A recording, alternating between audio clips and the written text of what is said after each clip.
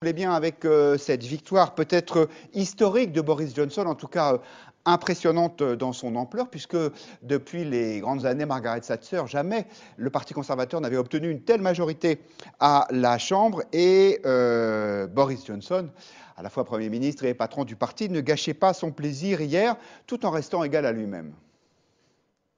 With this mandate and this majority, we will at last be able to do what? You've been paying attention. Because this election means that getting Brexit done is now the irrefutable, irresistible, unarguable decision of the British people. And with this election, I think we've put an end to all those miserable threats of a second referendum. Guillaume Bernard, cette victoire de Boris Johnson, alors même qu'il avait, on va dire, les milieux dirigeants contre lui, un peu au sens large, hein, à la fois les principaux dirigeants de l'Europe, qui étaient plutôt opposés au Brexit, les milieux d'affaires, quelques huiles de son parti d'ailleurs, comme l'ancien Premier ministre John Major. Qu'est-ce que c'est? C'est une victoire du populiste ou pas, ce scrutin d'hier? Moi, je veux bien que vous le qualifiez ainsi. C'est tout simplement la confirmation qu'il y a une opinion publique britannique qui est favorable effectivement au Brexit, alors que depuis des mois, on nous expliquait qu'il s'en mordait les doigts et qu'il voulait revenir sur cette décision qui aurait été prise sous l'influence de Farage. Je crois qu'il y a là incontestablement... Nigel Farage, qui était encore plus brexiteur que Boris Johnson. Oui, mais ils ont quand même réussi à trouver, puisque dans 300 circonscriptions, Farage n'a pas présenté de candidat pour permettre, par le mode de scrutin uninominal à un tour en Angleterre, qui est un très bon mode de scrutin que je soutiens personnellement, eh bien, il a permis effectivement aux candidats conservateurs de l'emporter. Vous l'avez dit, c'est une très grande victoire des conservateurs. C'est surtout aussi le plus mauvais score du Labour depuis la Deuxième Guerre mondiale. Donc c'est d'autant plus intéressant. Elle a dit oui, c'est impressionnant. Le peuple n'est plus à gauche, apparemment, au Royaume-Uni. En tout cas, il vote plus beaucoup de travaillistes. En fait, pour moi, ce sont pas.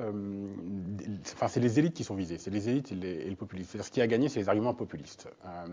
Et là, ça nous renvoie à ce qui se passe en Angleterre, bien sûr, pour le Brexit. Donc là, on vient de confirmer que les Anglais étaient plutôt pour le Brexit, avec l'écho fait aux États-Unis. C'est-à-dire que je pense que ça vient faire aussi écho à l'élection et à la prochaine élection américaine, avec un candidat populiste qui développe ce type d'argument et qui fait écho dans la population. Aujourd'hui, c'est pas une confrontation. Enfin, je veux dire, c'est pas le peuple contre les élites, mais les arguments populistes ont beaucoup d'écho.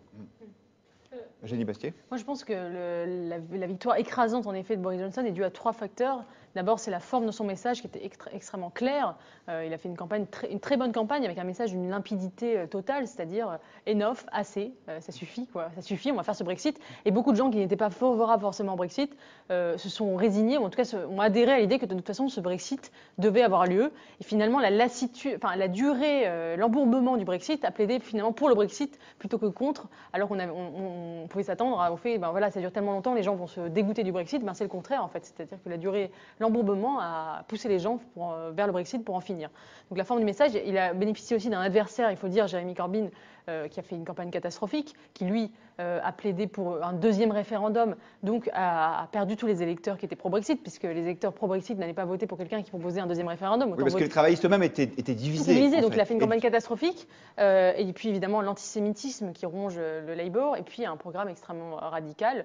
Il faut se souvenir que Jeremy Corbyn, il y a quelques années, était loué comme le renouveau de la gauche radicale après des années, après l'effondrement de la social-démocratie partout en Europe. C'était vraiment la figure admirée par Jean-Luc Mélenchon, etc. On voit bien que là, c'est un effondrement total et c'est une leçon pour les États-Unis aujourd'hui. C'est-à-dire que quand on voit que les candidats de la gauche radicale sont en train de faire un tabac pendant les primaires démocrates, est-ce que la défaite de Jeremy Corbyn peut être un avertissement Ça va être intéressant à suivre.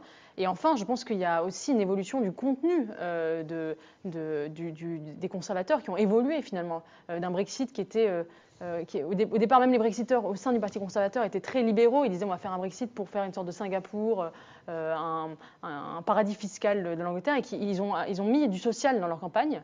Et du coup, ils ont regagné l'électorat populaire. Et rappelez-vous que les conservateurs ont fait 9% aux européennes. C'est-à-dire à peu près le score de la droite actuellement en France aux européennes. Ils sont passés de 9% à cette majorité écrasante. Parce que Pourquoi? c'était Farage avec son parti. Exactement.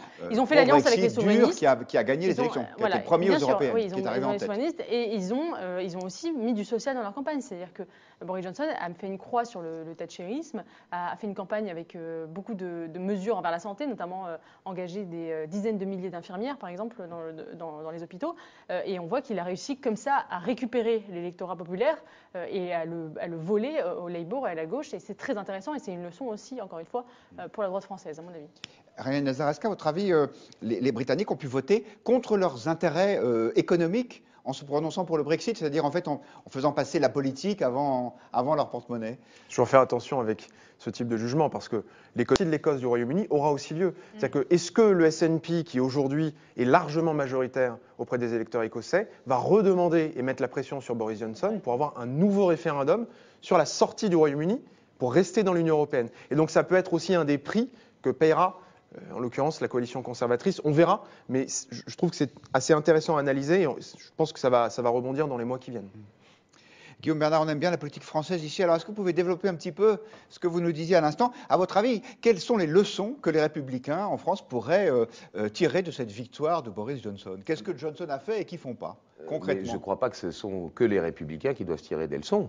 Je crois que la fracture idéologique et sociale, elle traverse tous les partis politiques qui se situent sur la droite du spectre politique, il n'y a pas d'équivalence, si vous voulez, automatique, il n'y a plus d'équivalence automatique entre le parti gaulliste et le parti conservateur. Je crois que les fractures concernent aussi bien le LR que le Rassemblement national, et que, en l'occurrence, la convergence idéologique, elle est possible à condition, évidemment, qu'il y ait une clarification des prises de position. C'est-à-dire que l'on comprenne bien, évidemment, que le libéralisme engage non seulement la question des libertés économiques, la question de la fiscalité, mais aussi la question, je dirais, sociale, et que le libéralisme en tant que philosophie est une doctrine qui pense qu'il n'existe pas de valeur en soi, et donc ne pas réduire le libéralisme à le libéralisme à la question fiscale, mais que par ailleurs, effectivement, il y a aussi des enjeux liés